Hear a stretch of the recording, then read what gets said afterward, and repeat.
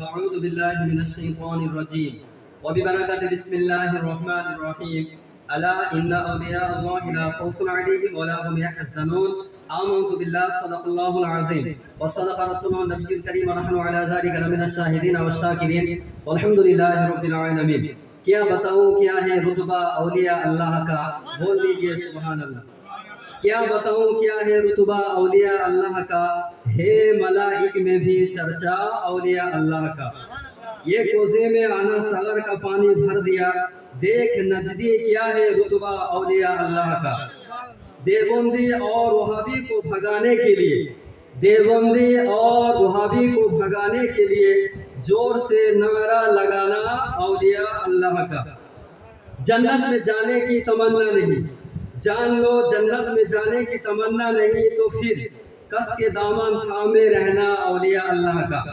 خطبہ کے بعد میں نے جس آیت کریمہ کی تلاوت کا شرف حاصل کیا، اللہ تبارک و تعالیٰ نے کہہ دیا الا ان اولیاء اللہ، خبردار ہوشیار اللہ کے ولیوں کو نہ کوئی خوف ہے نہ کوئی غم.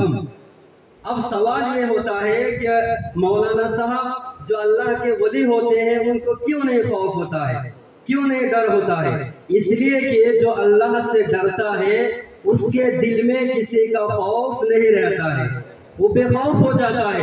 اور آپ نے دیکھا ہوگا یا سنا ہوگا کہ جس کا دل خوف خدا سے خالی ہوتا ہے تو دنیا کی ادنا طاقت سے بھی کانپتا رہتا ہے، خوف کرتا رہتا ہے.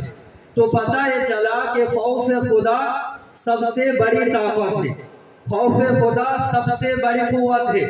دیکھیے آپ حضرات کی ایک منٹ میں تھوڑی دیر توجہ چاہوں گا.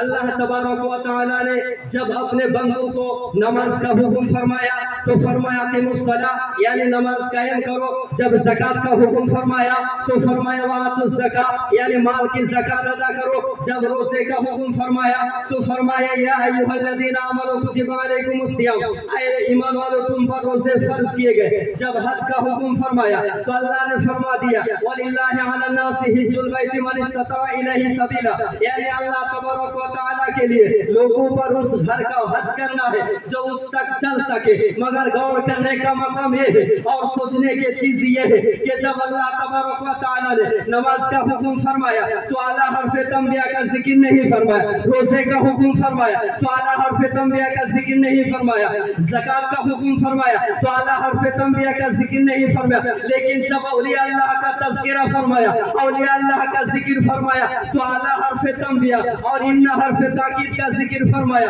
میں پریشان ہو گیا، حیران ہو گیا کہ اعلیٰ حرف تنبیہ اور ان حرف تاکید لانے کی وجہ کیا ہے. تو مجھے بات سمجھ میں آ گئی کہ اللہ تبارک و تعالی عالم الغیب والشہادہ ہے.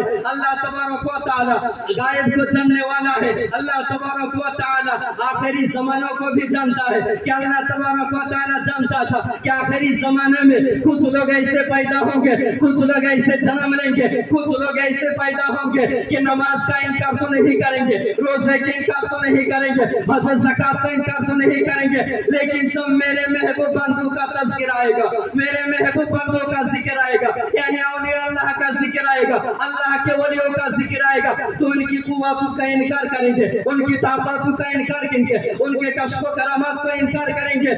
لیکن مسلمانوں یاد رکھنا اللہ کی قسم جب اللہ تبارک و تعالی نے اپنے اولیاء اللہ کا ذکر فرمایا تو فرما دیا الا ان اولیاء اللہ، خبردار ہو جاؤ، ہوشیار ہو جاؤ، اللہ کے ولیوں کو نہ کوئی خوف ہے نہ کوئی غم. ہم سب کو سننے کے بعد عمل کرنے کی توفیق عطا فرمائے.